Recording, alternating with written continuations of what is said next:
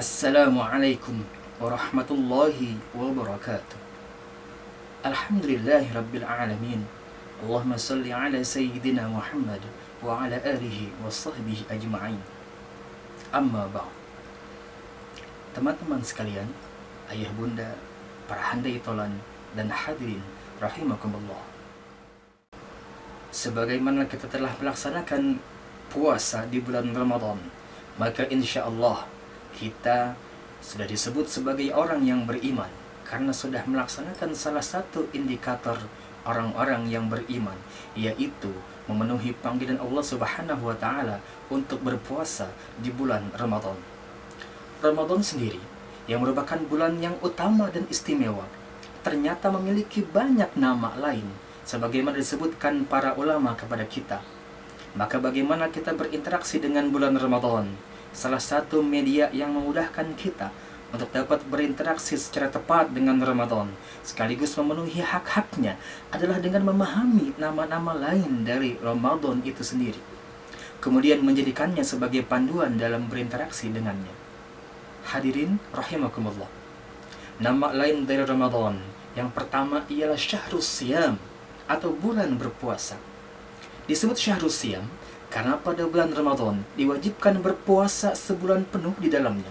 Rasulullah SAW bersabda, telah datang kepada kalian bulan yang penuh berkah, diwajibkan kepada kalian ibadah puasa, dibukakan pintu-pintu syurga dan ditutuplah pintu-pintu neraka.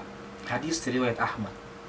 Maka interaksi kita dengan bulan Ramadan yang pertama adalah berpuasa pada siang harinya, yaitu menahan makan, minum, hubungan seksual, dan hal-hal lain yang membatalkan puasa sejak terbit fajar hingga terbenamnya matahari. Interaksi yang tepat dengan Ramadan melalui puasa sebulan penuh di bulan ini, yaitu memberikan sebuah peluang besar kepada kita untuk mendapatkan ampunan atas dosa-dosa yang telah lalu. Man shoma Ramadana imanan wa ihtisaban ghufirallahu ma taqaddama min dzambi. Barang siapa yang berpuasa karena iman dan mengharapkan perhitungan pahala, akan diampuni dosa-dosanya yang telah lalu. Muttafaqun alaih. Hadirin rahimakumullah. Nama lain Ramadan yang kedua adalah Syahrul Qiyam atau bulan Qiyamul Lail. Disebut Syahrul Qiyam karena pada malam hari selama bulan Ramadan disunnahkan untuk sholat tarawih, serta menjadi kebiasaan para salafus soleh bahwa mereka menghidupkan malam-malam di bulan Ramadan melebihi malam lainnya dalam rangka memperlama sholat sunnah, memperbanyak zikir dan tilawah, serta ibadah-ibadah sunnah lainnya, terutama pada 10 malam terakhir di mana disunnahkan i'tikaf di dalamnya. Adapun jika kondisinya seperti saat ini, adanya pandemi wabah yang luar biasa ini, maka kita bisa menghidupkan malam-malam bulan Ramadan di rumah-rumah kita masing-masing. Dari Abu Hurairah radhiyallahu anhu berkata, sungguhnya Rasulullah SAW menganjurkan salat malam pada bulan Ramadan tanpa mewajibkannya. Kemudian beliau bersabda, barang siapa yang salat malam pada bulan Ramadan karena iman dan mengharap perhitungan pahala, akan diampuni dosa-dosanya yang telah lalu. Hadis riwayat Muslim. Maka interaksi yang tepat dengan bulan Ramadan sesuai dengan nama lainnya yaitu Syahrul Qiyam adalah menjaga salat tarawih kita. Kita berupaya setiap malam sepanjang Ramadan tidak ketinggalan salat tarawih ini. Di samping itu, kita juga menghidupkan malam-malam Ramadan dengan berbagai ibadah sunnah, terutama di 10 malam terakhirnya. Hadirin rahimakumullah. Kemudian nama lain yang ketiga dari bulan Ramadan ialah Syahrul Quran atau bulan Al-Quran.